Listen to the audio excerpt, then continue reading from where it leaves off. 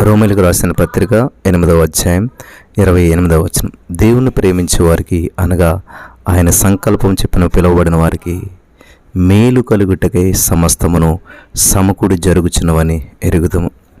స్తోత్రం దేవా, ఈరోజు యొక్క వాక్యం ధ్యానిస్తుండగా మాతో మాట్లాడి ప్రతి వారికి వినగల చెవి అనుగ్రహించమని నజరుడైన యేసు క్రీస్తు నామములో ప్రార్థించి నమ్మి పొందుకున్నాం తండ్రి, ఆమెన్.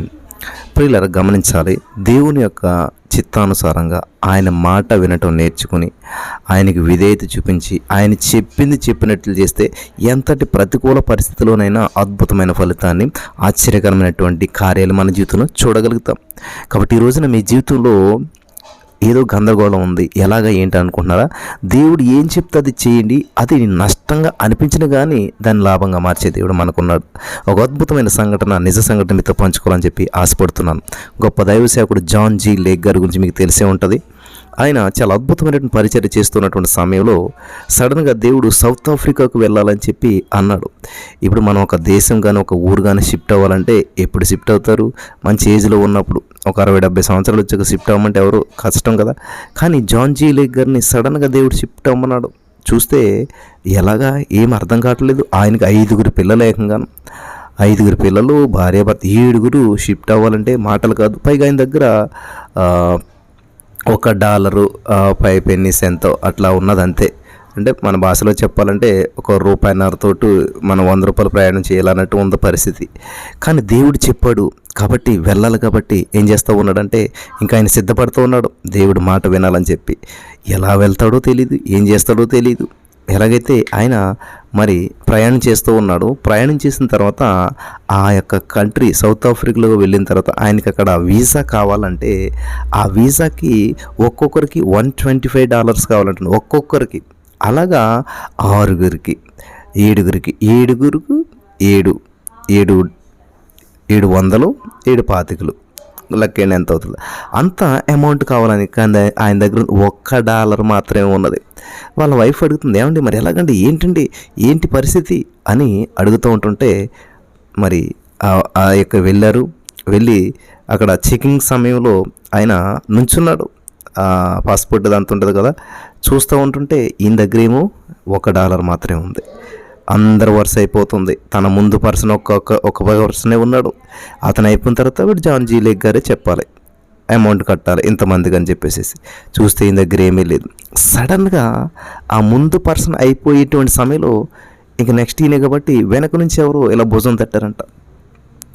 ఎందుకు నాకు మరి ఈ డబ్బులు మీకు ఇవ్వాలనిపిస్తుందని చెప్పి ఆయన వాళ్ళందరికీ ఎంత అయితే అమౌంట్ అవుతుందో అంత అమౌంట్ ఆయన చేతిలో పెట్టి వెళ్ళిపోయాడు. ఆయన ఎవరో ఈయనకి తెలీదు, ఈయన ఎవరో ఆయనకి తెలీదు.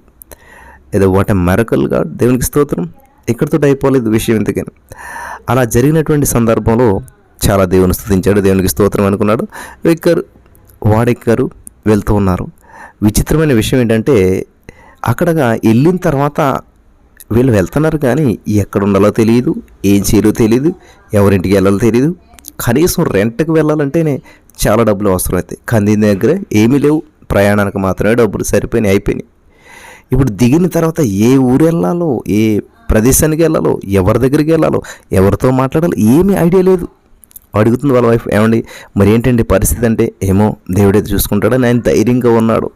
ఏ విధమైనటువంటి దిగులు చెందడం లేదు. ఇలా సాగింది ప్రయాణం. దిగిపోయేటువంటి సమయం వచ్చింది. ఈ లోపల ఒక ఆమె వచ్చి ఆ ఓడ దిగేటువంటి ప్రదేశంలో గిరా తిరుగుతుంది, అటు ఇటు తిరుగుతుంది. అంటే అప్పుడు ఈ జాన్ జీ లేక్ గారు స్నేహితుడు దిగారంట.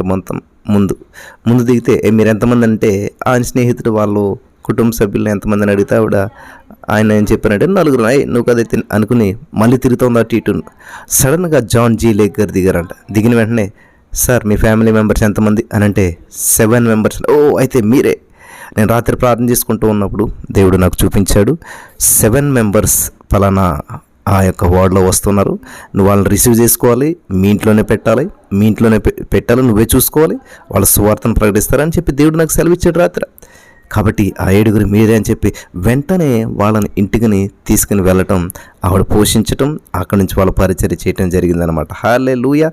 కాబట్టి దేవుని ప్రేమించేటువంటి వారికి ఆయన సంకల్పం చెప్పిన పిల్లల వారికి మేలు కలుగుటకే ఆయన దేవుడు చెప్పిన ప్రయాణం చేశాడు, కానీ దేవుడు సమస్తము ఆల్రెడీ ప్లాన్ చేశాడు ఆయన. మనం ఎలాగ అనుకుంటుంటాం. కాబట్టి మన జీవితానికి ముందే ఒక ప్రణాళికను వేశాడు. జాన్ జీ లేక్ గారి జీవితంలో చేసిన దేవుడు ఈరోజు నీ జీవితంలో, నా జీవితంలో చేయడానికి సిద్ధంగా ఉన్నాడు. నువ్వు ఎటువంటి పరిస్థితులు గుండా వెళ్తాను. నీ దగ్గర రూపాయి లేకపోవచ్చు, కానీ అద్భుతమైన ప్రయాణం చేస్తారు. నీ దగ్గర పాస్పోర్ట్ లేకపోవచ్చు, అద్భుతమైన ప్రయాణం చేస్తారు. నీ దగ్గర అర్హత లేకపోవచ్చు, అర్హతకు మించి ప్రయాణం చేస్తారు.